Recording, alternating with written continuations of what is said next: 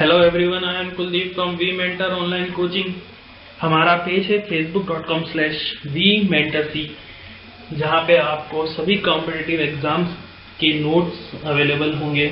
जहाँ पे आपको लिंक दिया जाएगा कहाँ से आपको नोट्स मिलेंगे, आपको ये वीडियोस कैसे लगे, हमारे नोट्स कैसे लगे, प्लीज़ नीचे कमेंट सेक्शन में मेंशन जरूर कीजिएगा। तो आज हम डिस्कस करेंगे national rail plan 2030। National rail plan 2030 को स्टार्ट करने से पहले एक बार हम इसका हिस्ट्री देख लेते हैं। तो रेलवेज इन इंडिया, तो हिस्ट्री इसकी क्या है कि जब ब्रिटिशर्स रूल कर रहे थे, यहाँ से अपने गुड्स एक्सपोर्ट्स कर रहे थे, इंपोर्ट्स कर रहे थे, तो उनको एक ट्रांसपोर्टेशन का जो वैक्यूम था उसको फिल करना था कि किस तरीके से वो ज़्यादा से ज़्यादा इसका प्रॉफिट ले।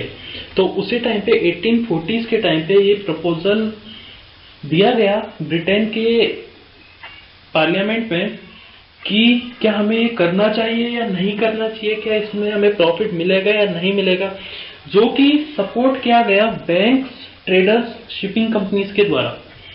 तो ड्यूरिंग लॉर्ड डलहौजी के पीरियड में ये काम हुआ था। जो हमारी फर्स्ट रेलवे लाइन थी फ्रॉम बॉम्बे टू थाने, जो कि बॉम्बे में बोरी बंदर से चली थी, जो थाने तक गई थी।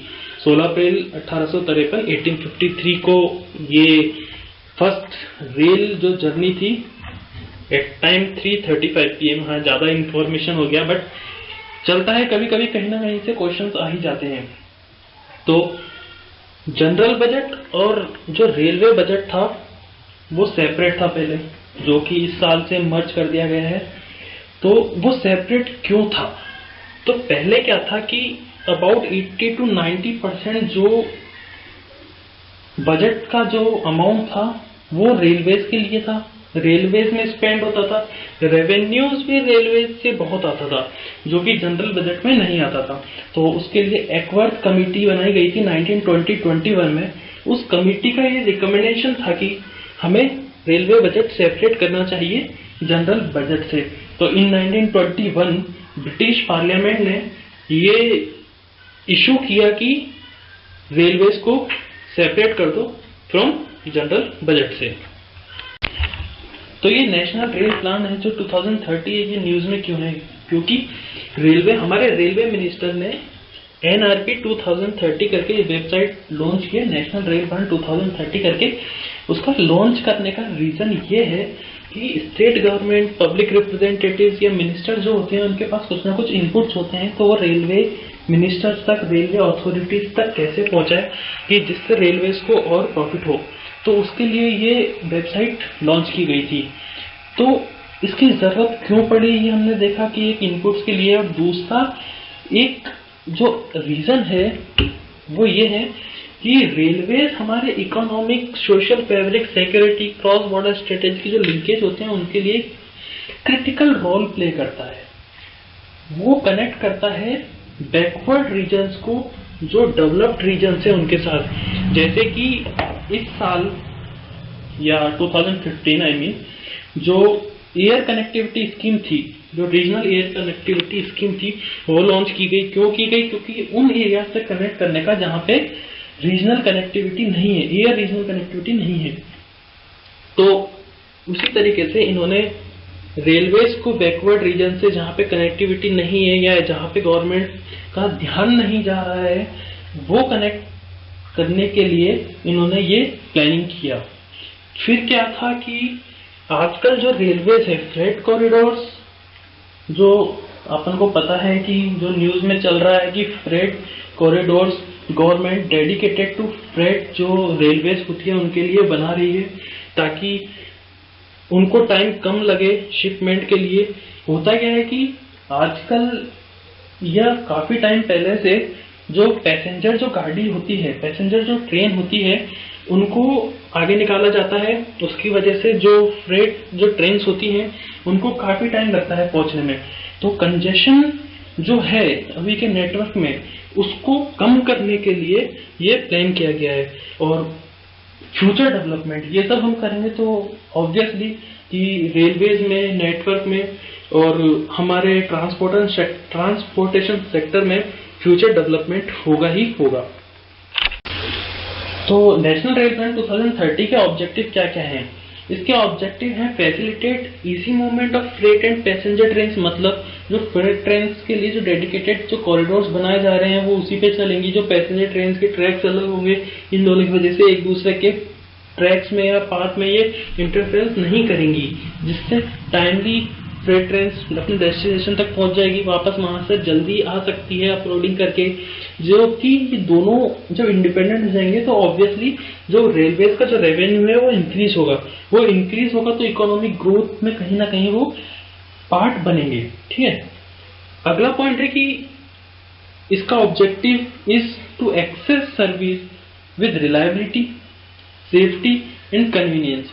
इनका पॉइंट है कि जो सर्विस देना है जो कस्टमर्स को, जो सिटीजन्स है उनको भी सेफ्टी के साथ देना है, कोई उनको प्रॉब्लम नहीं हो एक जगह से दूसरी जगह पे जाने में, जो रिलायबल हो, उस तरीके का सिस्टम देने की प्लानिंग है।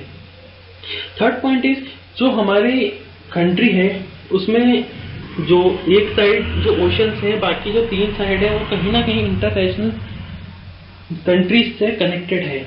तो उन जो स्ट्रेटेजिक जो इम्पोर्टेंट जो इंटरनेशनल बॉर्डर्स है वहां पर railway system, railway transport system provide करवाने का ये एक जरिया है national rail plan 2030। Fourth point is to build economically competitive rail transport system. अभी क्या होता है कि रोड ट्रांसपोर्ट हुआ या फिर एयर ट्रांसपोर्ट हुआ, वो एयर ट्रांसपोर्ट रेल से महंगा है, लेकिन होता है कि रोड पे हम रिलायबल हैं कि जल्दी पहुंच जाएंगे, रेल पे भरोसा नहीं है, या फिर रोड जो ट्रांसपोर्ट सिस्टम है या एयर जो ट्रांसपोर्ट सिस्टम में वो ज्यादा कंट्रीब्यूट कर रहे हैं इकोनॉमिक ग्रोथ में, तो उतनी ही अमाउंट में या उससे ज्यादा रेल ट्रांसपोर्ट सिस्टम कंट्रीब्यूट कर सके इंडियन रेवेन्यू में, तो उसके लिए ये एक प्रयास है। नेशनल रेल प्लान 2030 का हमने ऑब्जेक्टिव देखा, क्यों कर रहे हैं, किस लिए कर रहे हैं, वो सब कुछ हमने देखा।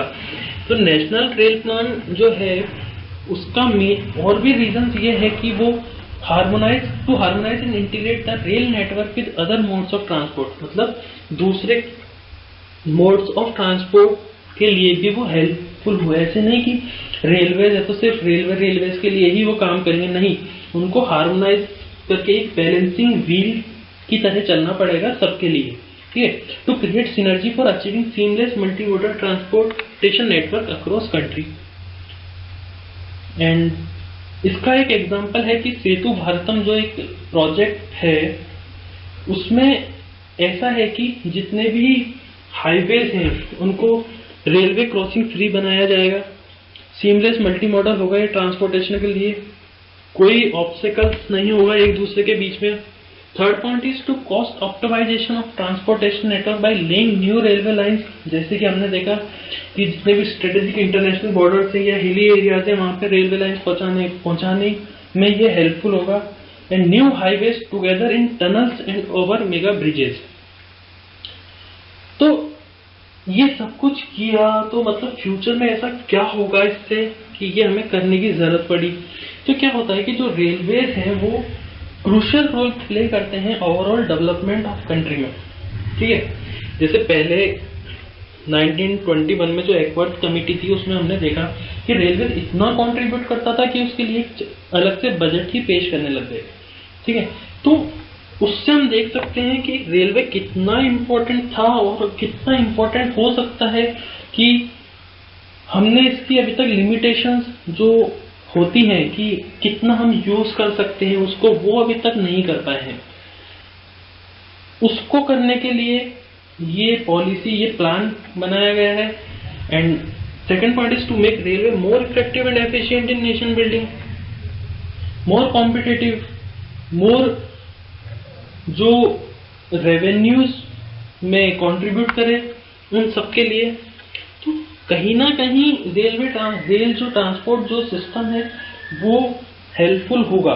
इसलिए ये सागर माला प्रोजेक्ट हुआ, सेतु भारतम जो प्रोजेक्ट हुआ, उनको बनाए जा रहे हैं ताकि कनेक्टिविटी बढ़े, एक दूसरे से, एक जगह से दूसरी जगह तक जाने के लिए एक दूसरे से इंटरलिंक हो सके, बिजनेस एक्सपेंस हो सके, रेवेन्यूज बढ़ सके, जिससे हमारी जीडीपी बढ़ेगी, नेशनल इनकम बढ़ेगा, और भी काफी चीजों से हम इसको इंटरलिंक कर सकते हैं। Okay, this was the national rail plan 2030। कोई भी प्रॉब्लम हो, कोई भी क्वेश्चन हो तो प्लीज कमेंट कीजिए इस वीडियो के नीचे। We will help you with your problem. Thank you.